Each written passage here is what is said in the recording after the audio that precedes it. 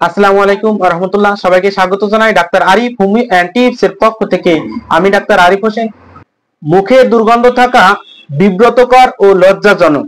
অনেকেই এই সমস্যায় ভুগলেও জানেন না কেন এই সমস্যা হয় বা এর সমাধানটাই বা কি। মুখে দুর্গন্ধের কারণে কথা বলতে গেলে দূরে চলে যাচ্ছেন মানুষ, ঠিক তাদের জন্য আজকে আমার এই ভিডিওটি থেকে জানতে পারবেন মুখে দুর্গন্ধ কেন হয় এবং কি কি হোমিওপ্যাথিক ওষুধ খেলে মুখে দুর্গন্ধ চলে যাবে সেই বিষয় নিয়ে আলোচনা করব ইনশাআল্লাহ। তার আগে আমি সবার উদ্দেশ্যে বলে থাকি, আমি এখানে বিভিন্ন ধরনের রোগের সমস্যায় হোমিওপ্যাথিক চিকিৎসা এবং স্বাস্থ্য টিপস নিয়ে আলোচনা করে থাকি। আমার এই চ্যানেলটিকে অবশ্যই সাবস্ক্রাইব করুন এবং নতুন নতুন ভিডিওর আপডেট সবার আগে পেতে অবশ্যই বেল আইকনটি প্রেস করুন।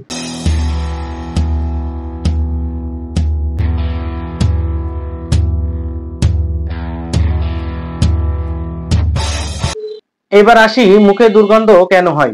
কথা বলতে গেলে দূরে চলে যাচ্ছে মানুষ, কারণ মুখে দুর্গন্ধ। প্রতিবার খাবারের পর মুখের ভিতর খাদ্যের আবরণ দাঁতের ফাঁকে মাড়ির ভেতর জমে ডেন্টাল প্লাক সৃষ্টি করে, পরে তা থেকে মাড়ির প্রদাহ দেখা দেয়। এর ফলে মুখে দুর্গন্ধ হয়। মুখে যে কোনো ধরনের ঘা বা ক্ষত থাকলে মুখে দুর্গন্ধ হতে পারে।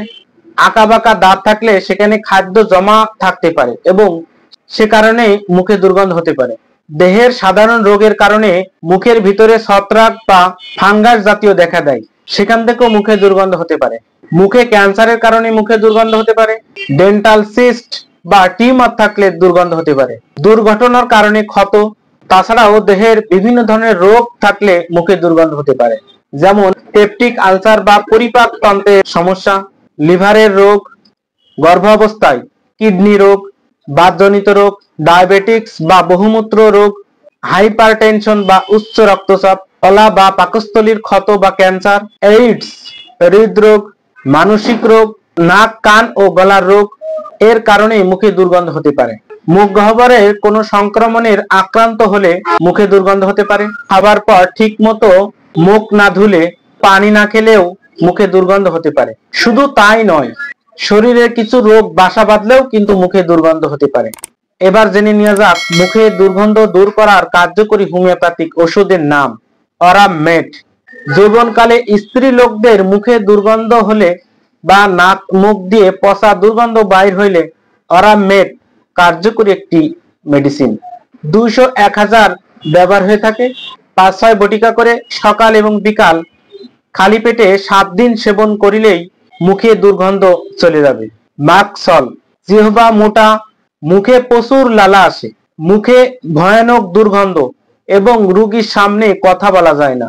পেটে গ্যাসের সমস্যা ও আমাশয়ের সমস্যা থাকলে মাকসল অব্যর্থ ঔষধ। 200-1000 এমনকি উচ্চ শক্তিও ব্যবহার হয়ে থাকে। 5-6 বটিকা করে সকাল এবং বিকাল কিছুদিন সেবন করিলে মুখে দুর্গন্ধ চলে যাবে। কার্বোভেজ। মুখে পচা দুর্গন্ধ ও ঢেকুর ওঠে, টক গন্ধযুক্ত ঢেকুর, লিভারের দোষে মুখে দুর্গন্ধ হলে কার্বোভেজ খুব ভালো কাজ দেয়।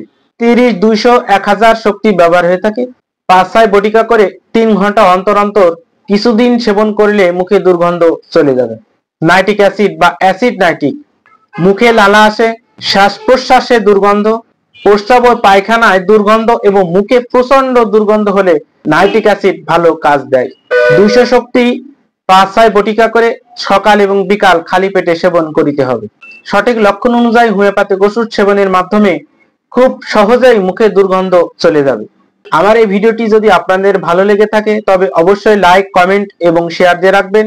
এতে আপনি যেমন উপকার পাবেন তেমনি শেয়ার করলে বন্ধুরাও উপকৃত হবেন। আজ এ পর্যন্তই। তবে আমার এই চ্যানেলটিকে যারা সাবস্ক্রাইব করেছেন তাদেরকে অসংখ্য অসংখ্য ধন্যবাদ জানিয়ে আজকের মতো এখানেই শেষ করছি। সবাই ভালো থাকুন, হোমিওপ্যাথিক চিকিৎসা নিন, সুস্থ থাকুন।